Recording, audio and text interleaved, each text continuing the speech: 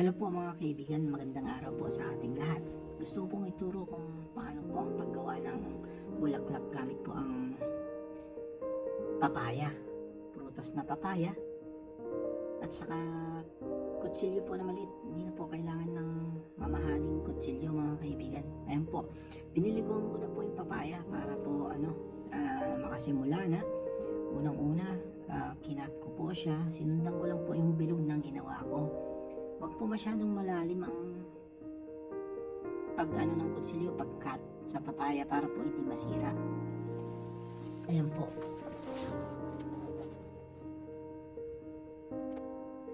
Makakagawa na po kayo mga kaibigan ng bulaklak sa papaya in less than 5 minutes po. Ayan po, sinindan ko po yung bilog na ginawa ko. Para po, ito na po yung ikakat natin, tatanggalin po natin siya mamaya. Diyan po tayo magsisimula ng petals ng gagawin nating bulaklak gamit ang prutas na papaya. Ayan po. Mag-i-adjust nyo lang po yung pagkakat nyo mga kaibigan. Ayan po, unang layer po ng petals yan. Ayan po, ganyan po. Bawasan nyo muna yung ibabaw para korte yung petals. And then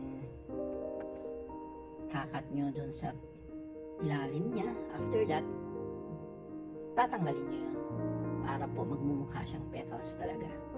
Ito po yung basic lamang na paggawa po ng bulaklak gamit ng kahit ano pa mang pong prutas na na mga maaaring magawa.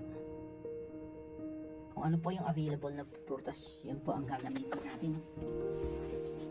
Ayun, sinimulan ko na po yung second layer.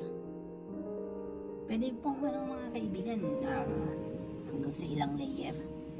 Pero itong gagawin ko, 2 layers lang po siya na petals. Paikot-ikot lang po yan. Hanggang po sa mabuo po natin ang gagawin nating bulaklak gamit ang prutas na papaya. Yung nasa bilog po na yan, nasa gitna, mamaya pa po natin gagawin yan.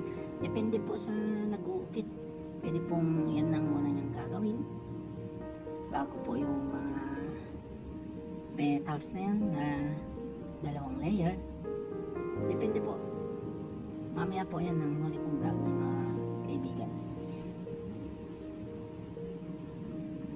Sundan nyo lang po yan hanggang sa matutunan nyo po, kasi ito po maganda po siyang dekorasyon, lalo na po pagka may mga birthday, okasyon. Napakaganda po, makagawa lang po kayo ng 2 o 3 ganyan para po may design po ang ating mga handa. Hindi naman po masasayang yan mga kaibigan, dahil after that pwede naman po yung kainin.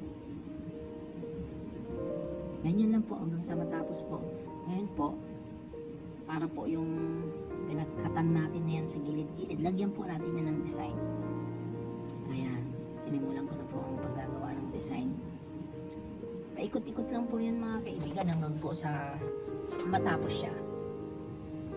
Sana po magawa natin.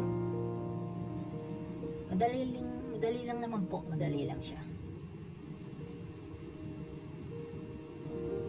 After po nyan, sisimulan ko na po yan nasa gitna. Paikot-ikot lang din po yan hanggang sa matapos po. Una, bawasan natin siya, and then magkakatayo ng pang isang layer ng bulaklak na gagawin natin.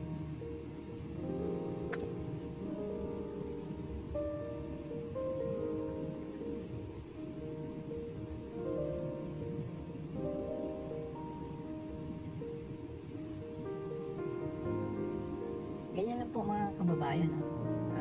Ayan. Paikot-ikot lang po yan hanggang po sa matapos.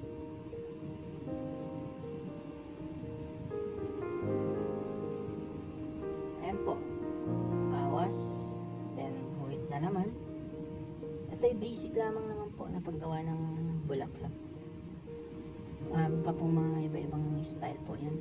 Sinimulan lang po natin sa basic para po matutunan natin at magkaroon po tayo ng magandang dekorasyon, lalo po pag may mga okasyon po sa ating bahay. Hindi na po natin kailangan ng magpagawa sa iba pag natutunan po natin yan. Ganyan lang po. Ayan lang po mga kababayan. In less than 5 minutes po yan, magagawa na po natin.